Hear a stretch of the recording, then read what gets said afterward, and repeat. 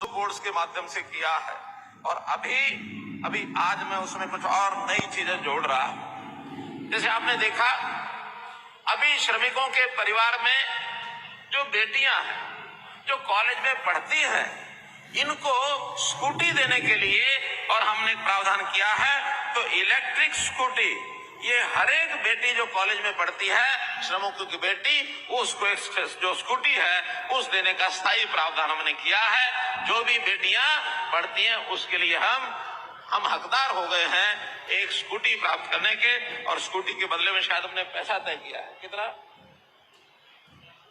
50,000 रुपया उस स्कूटी को खरीदने के लिए तय किया है। 50,000 रुपया हर एक श्रमिक को एक बेटी के लिए कॉलेज में पढ़ने वाली बेटी के लिए वो आपको मिलेगा।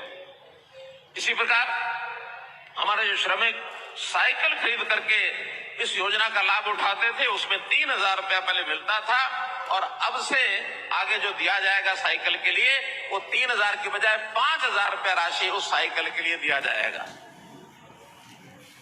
योजना अच्छी लगी कि नहीं? लगी तो जरा मुझे ही बताया करो, कोई श्रमिकों की योजना है तो आप सुन रहे हैं कि नहीं सुन रहे मुझे पता तो लगे। इसी प्रकार हमारे श्रमिक जो महिला श्रमिक हैं सिलाई मशीन खरीदने के लिए उनको एक अनुदान पहले मिलता है वो मिलता है 3,500 रुपया, उसको बढ़ा करके भी 4,500 रुपया कर दिया गया है ताकि 1,000 रुपए की राशि उसमें बढ़ करके उनको मिले। जो औद्योगिक श्रमिक हैं उनके बच्चे स्कूल कॉलेज में जाते हैं, स्कूल कॉलेज में जाने के लिए उनकी जो छात्रवृत्ति मिलती है, एक समय था बेटी बचाओ बेटी पढ़ाओ ये एक कार्यक्रम देश में चला, हमारे प्रदेश ने बहुत उल्लेखनीय प्रगति की, लेकिन बेटियों को बेटों से प्राथमिकता मिलती रही है। आज भी ऐसा नहीं कि वो छोड़ दी जाएगी, लेकिन फिर भी लगता है जो विद्यार्थी हैं शायद उसमें हम अंतर करना छोड़ दें। अभी जो पहले छात्रों को जितना पैसा मिलता था उससे 1.5 गुना बेटियों को मिलता रहा है। अब हम छात्र जो बेटे हैं उनको भी बेटियों से कम नहीं देंगे, जो कमी है उसको हम पूरा कर देंगे। करना चाहिए ना? करना चाहिए, लेकिन इतना ही नहीं उसमें वृद्धि भी कर रहे हैं। उसमें जो 4-5 आइटम है मैं आपको बताता हूं।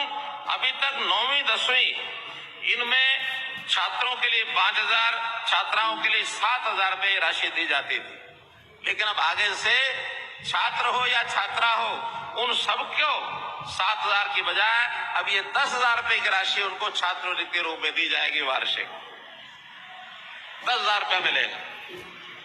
ITI डिप्लोमा के जो प्रत्येक 1 वर्ष के लिए जो पहले 6,000 और 8,500 मिलता था अब वो भी बढ़ा करके उसको 10,000 रुपया किया है, तो इनको भी 10,000 रुपया ITI के छात्रों को भी मिलेगा।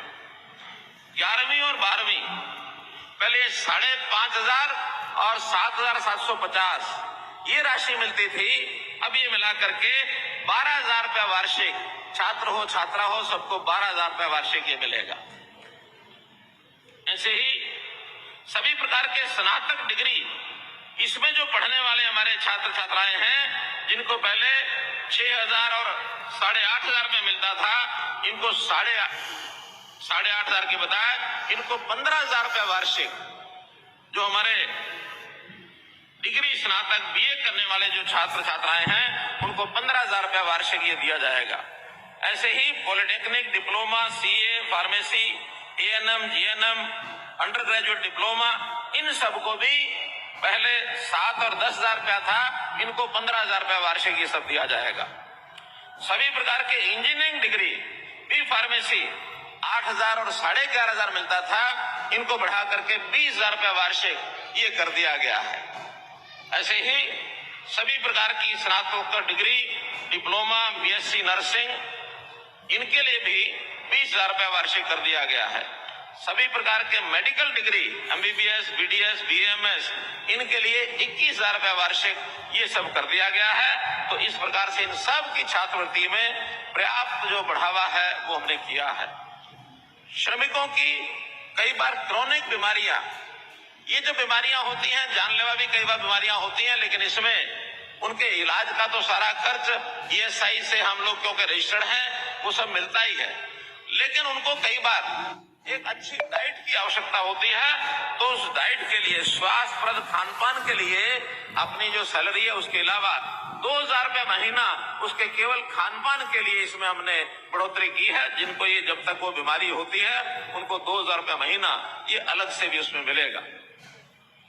श्रमिकों के लिए 4 बड़े नगर फरीदाबाद, गुरुग्राम, सोनीपत और यमुनानगर HSVP के जिम्मे हमने, HSIDC के जिम्मे हमने लगाया है। वो इन सब स्थानों पर जो आवासीय मकान है, अस्थायी जिनको रहना होता है, उनके लिए पहले चरण में, पहला चरण कह रहा हूं, आगे और बढ़ाएंगे, पहले चरण में इन चारों शहरों में 500 फ्लैट यानी कुल 2,000 फ्लैट इस वर्ष में तैयार कर दिए जाएंगे। जो ऐसे जो अस्थायी कर्मचारी जो कई बार जो कभी कभी कहीं नौकरी करते हैं, बाहर चले जाते हैं, जिनको किराए के लिए आवश्यकता होती जगह की, उनको ये 2,000 जो फ्लैट हैं इनका निर्माण किया जाएगा।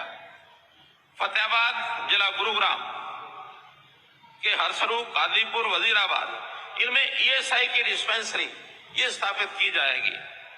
हरियाणा राज्य की सभी ESI डिस्पेंसरियों में ECG की सुविधा ये भी लागू की जा रही है, ताकि लोगों को जो ECG का टेस्ट है, हार्ट के जो पेशेंट हैं उनका जो ECG ये आसानी से हो जाए। भाइयों बहनों, हमने आयुष्मान की योजना ये जो लागू की है, जिसका लाभ हमको ESI के माध्यम से भी मिलता है, अन्य जगह भी हेल्थ सर्विस में मिलता है। अभी तक जिनकी 15,000 रुपए की सैलरी है, 1,80,000 रुपए साल का, उनको ये आयुष्मान की योजना फ्री मिलती है। इसके ऊपर 3 लाख रुपए तक अर्थात 25,000 रुपए महीना, 15 से 25,000 रुपए महीना जिनकी सैलरी है, उनको भी एक बहुत नॉमिनल 125 रुपया मासिक, इसके बदले में 5 लाख रुपए का जो बीमा है ये उनका सबका किया जाएगा। ये भी एक जानकारी दी है। मित्रों, आर्थिक तौर पर ये सब घोषणाएं ये मैंने की हैं। एक और इसके साथ विषय कि आज जैसे प्रधानमंत्री जी विश्वकर्मा दिवस पर कुछ योजनाएं घोषित करने वाले हैं। उन घोषणाओं में एक योजना हमारे यहाँ विश्वकर्मा कौशल विश्वविद्यालय जहां बैठे इन्होंने भी बनाई है। मैं इसकी जानकारी आपको देता हूं। बाद में वो जो घोषणाएं होंगी उसके साथ डबटेल करके जो उसमें ज्यादा लाभदायक होगी, कुछ चीजें यहाँ लाभदायक होंगी, कुछ उनमें लाभदायक होंगी, उसके बाद जो लाभदायक होगी उसको आगे बढ़ाएंगे। जैसे एक योजना यहाँ बना रहे हैं, वो है गुरु शिष्य कौशल सम्मान योजना। गुरु शिष्य कौशल सम्मान योजना के अंतर्गत इसका उद्देश्य अनौपचारिक क्षेत्र 25,000 शिल्पकारों को, कारीगर और श्रमिकों को, जैसे प्लम्बर हैं, बढ़ई हैं, राजमिस्त्री आदि कौशल यानी क्षमता को पहचान कर उनको ट्रेंड करना, उनको प्रमाणित करना और ऐसे ट्रेंड गुरु के रूप में उनको पहचान दिलवाना। अर्थात जो सीख जाएंगे उसके बाद वो गुरु के नाते अर्थात ट्रेनर के नाते भी काम करेंगे। वो ट्रेनर जो है उनको सरकार जो है उनको एनरोल करेगी और बाद में ऐसे लोगों को, नई पीढ़ी के लोगों को और हम जो है उनको ट्रेन कर सके। तो इस योजना में 75,000 युवाओं को कौशल आधारित प्रशिक्षण ट्रेड गुरुओं के साथ प्रशिक्षक के रूप में जोड़ा जाएगा और कौशल प्रशिक्षण कार्यक्रमों के सफल समापन के बाद ऐसे लोगों को प्रमाण पत्र प्रदान किए जाएंगे। स्वरोजगार शुरू करने व उद्यमी बनने में ये सब सक्षम को बनाएगा। ये योजना कौशल विश्वविद्यालय द्वारा कार्यान्वित की जाएगी, 5 साल के लिए होगी। इसका कुल बजट सरकार ने 208 करोड़ रुपए ये मंजूर किया है। तो मित्रों, भाइयों बहनों, आज के इस अवसर पर इतनी सारी योजनाएं लाभ की आपके सामने मैंने रखी हैं। अब आप जो के एक कुशल कारीगर के नाते, कुशल श्रमिक के नाते अपने आप को आगे बढ़ाएंगे और परिवार में जो अपने और सदस्य हैं उनके लाभ के लिए, भलाई के लिए सरकार द्वारा जो योजनाएं हैं उनका लाभ आप उठाएंगे। अब जो कि जैसे मैंने कहा था